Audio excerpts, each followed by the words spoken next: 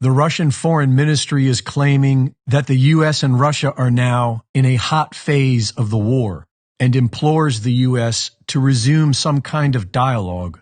But NATO is not interested in peace talks. The U.K. is sending depleted uranium, and the U.S. is continuing its biolabs program in Ukraine. The largest military air exercise in NATO history is scheduled for this summer. They have to call it an exercise, otherwise NATO would have to admit that they are at war with Russia. Starting next month, thousands of NATO troops will create a united front in Europe against Russia. The U.S. has been exposed for destroying the Nord Stream 2 pipeline, and America's facade of a moral high ground is quickly fading. The Pentagon leaks say that Ukraine is losing the war. Both sides have threatened the nuclear option, and the Ukrainians have already attacked a nuclear power plant. We are one desperate action away from a nuclear war with Russia. China is now simulating precision strikes on key targets on Taiwan, and the moment they invade, the U.S. will go to war with China. The Uniparty and the media have been focusing on China for several weeks now, and U.S. Senator Lindsey Graham is already prepared to start sending troops. But the Department of Defense is warning that the U.S. doesn't have enough munitions to fight China.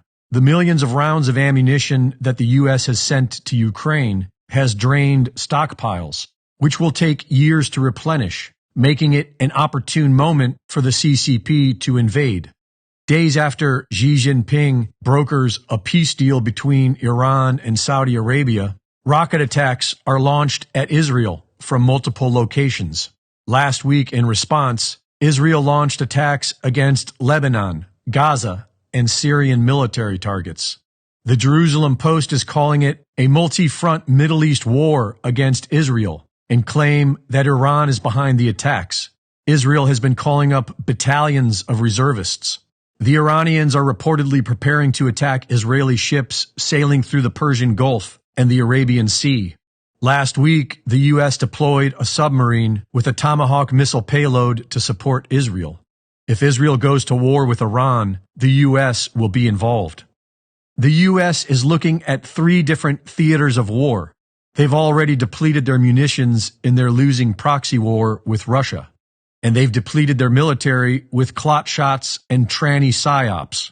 Meanwhile, the Bank for International Settlements, or BIS, is preparing for a one-world digital currency.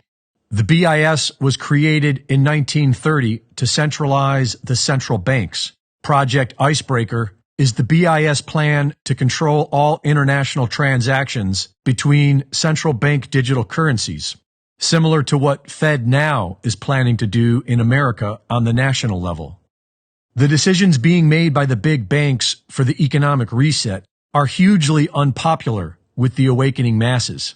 But these criminal big banks have 3 catastrophic wars to launch as smokescreens while they eliminate their opposition and write the history books of tomorrow. Reporting for InfoWars, this is Greg Reese.